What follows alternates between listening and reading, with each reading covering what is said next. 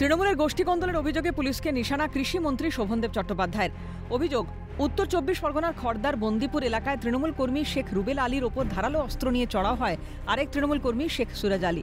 ছুরির আঘাতে গুরুতর জখম শেখ রুবেল আলীকে তড়িঘড়ি সাগর দত্ত হাসপাতালে ভর্তি করা হয়। রবিবার রুবেলের পরিবারের সঙ্গে দেখা করেন খড়দার বিধায়ক তথা রাজ্যের মন্ত্রী শোভনদেব চট্টোপাধ্যায়। সেখানে কার্যত পুলিশকে নিশানা করেন তিনি। কি হয়েছে না হয়েছে কোয়েরি করবে, কিছুই নাই। পুলিশ থেকে উল্টো বলছে যে মিটিয়ে নাও। পুলিশ কার দালালি করছে পুলিশ? আমি তো বুঝতে পারছি না। সমাজ বিরোধীদের দালালি করবে পুলিশ? পুলিশ তো আমাকে যে আক্রান্ত তার পাশে গিয়ে তো দাঁড়াবে। কে পুলিশ এসেছিল আমি জানি না, কোন পুলিশ এসে জানি না, আমি কে বলেছে আমি তাও জানি। পুলিশের বিরুদ্ধে মন্ত্রীর বক্তব্যের পাল্টা তোপ রাজ্যের বিরোধী দলনেতা শুভেন্দু অধিকারীর।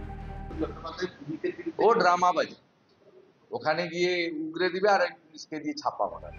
সুর চড়িয়েছে বিজেপি নেতা সজল ঘোষও।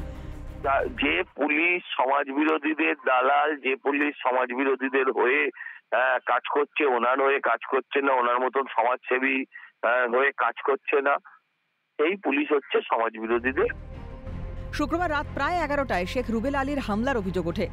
পুরনো শত্রুতার জেরে হামলা বলে দাবি করেন পরিবারের লোকজন। পরিকল্পনা করে ডেকে নিয়ে গিয়ে খুনের চেষ্টা করা হয় বলে অভিযোগ। এদিকে বছর ঘুরলেই বিধানসভা নির্বাচন, ভোটের আগেই তৃণমূলের অন্দরে কোন্দল। তাহলে ভোটের পরে পরিস্থিতি কি হবে? শান্তনু আচার্যের রিপোর্ট, ক্যালকাটা নিউজ।